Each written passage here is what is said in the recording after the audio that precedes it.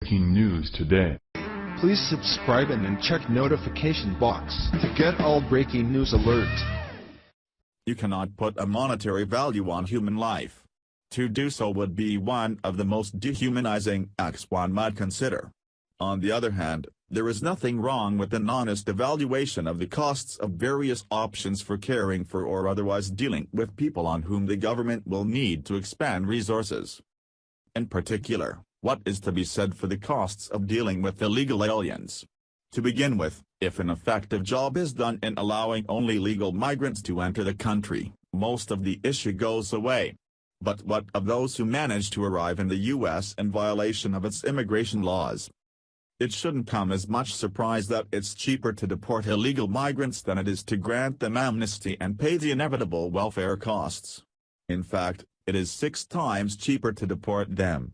Especially for cash-strapped governments, not to mention the virtue of following the law. The choice seems obvious. The findings of this analysis show that the average cost of a deportation is much smaller than the net fiscal drain created by the average illegal immigrant. Immigration and Customs Enforcement, ICE, reported the average deportation cost as $10,854 in FY 2016.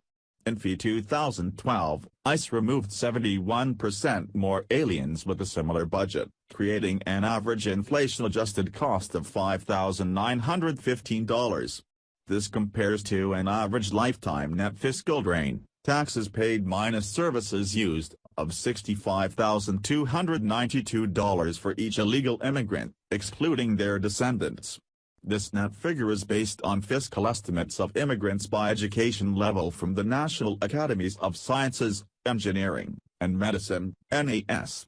When the total fiscal drain for the entire illegal population is estimated at $746.3 billion.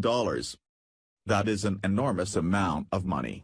With a total fiscal drain for all the illegals approaching $1 billion, the need to understand that our policy toward illegal aliens is screaming for our attention.